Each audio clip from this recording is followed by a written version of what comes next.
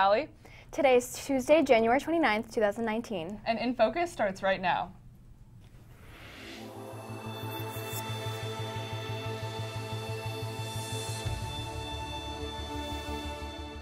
An upcoming KPLY event. And a number of new sanctions against Venezuelan president have just been announced. All that and more is coming up on today's show. Welcome to INFocus. I'm Maddie Drucker. And I'm Anushka Sharma. There's a lot going on around campus. Here's some important announcements from today's campus bulletin. ASB is hosting a winter formal in the small gym, and Cream will be catering. The dress code is semi-formal, and DJ Q from Wild 94.9 will be spinning some sweet tunes. The dance will take place on Saturday, February 9th from 7 to 10 p.m. Early bird tickets are $3 for ASB cardholders and $5 if you do not have an ASB card. At the door, all tickets are $10, so be sure to buy tickets early. They're available on the Pally web store, on the quad, and in front of the MAC starting next week. Pally's second semester club day is fast approaching. The day is a Pally tradition where students can learn about all of the club offerings in a fun environment and sign up for the ones they find most interesting. Club day is this Friday, February 1st. KPLY will be holding a classical music live show tomorrow, so come out and listen to some great music. They will have some fun competitions planned and will be giving away KPLY socks and stickers. Students should make sure to order the 2019 yearbook now because after February 1st, the price will increase from $75 to $90. Yearbooks can be ordered at the Pally web store or at the ASB bookkeeper's office in the Tower building. Cash, check, debit, or credit cards are all acceptable. Email Fatima Giffen at fgiffen@pausd.org for more information or to check if you already ordered a yearbook.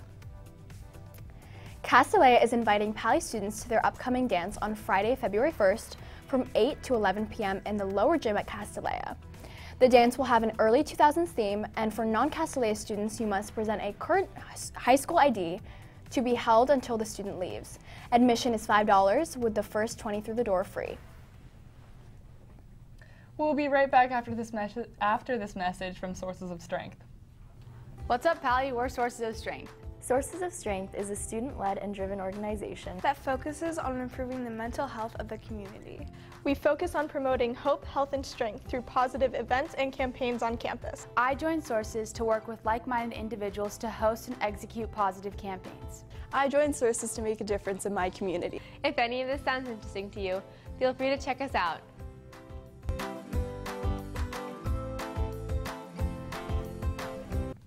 Moving on now from what's going on around campus to what's happening in the world and locally today. Let's take a look at what's topping today's headlines in today's News Minute. 5 Houston police officers were wounded in a shooting in Houston yesterday while serving a narcotics warrant. At least one of the suspects has been reported dead.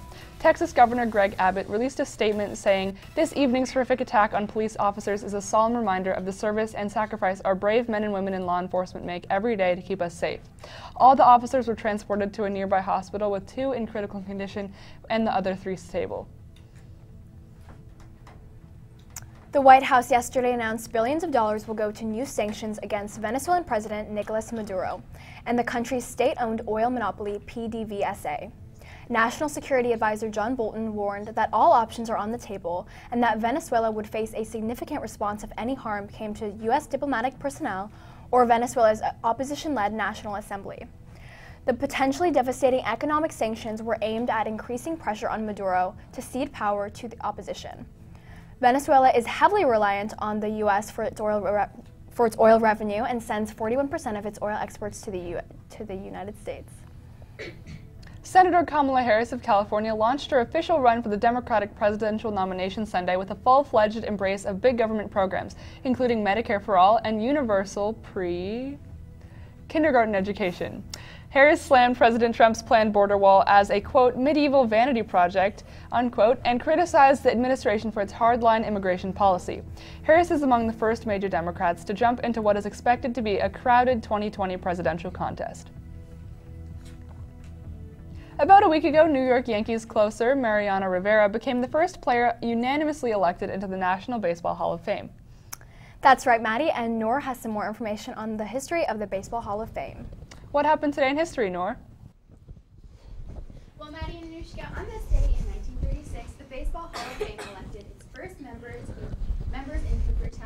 Cooperstown, New York, one of which Babe Ruth. The Hall of Fame actually had its beginnings in 1935 when plans were made to build a museum devoted to baseball and its 100-year history. A private organization based in Cooperstown called the Clark Foundation thought that establishing the Baseball Hall of Fame in their city would help to reinvigorate the area's depression-ravaged economy by attracting tourists.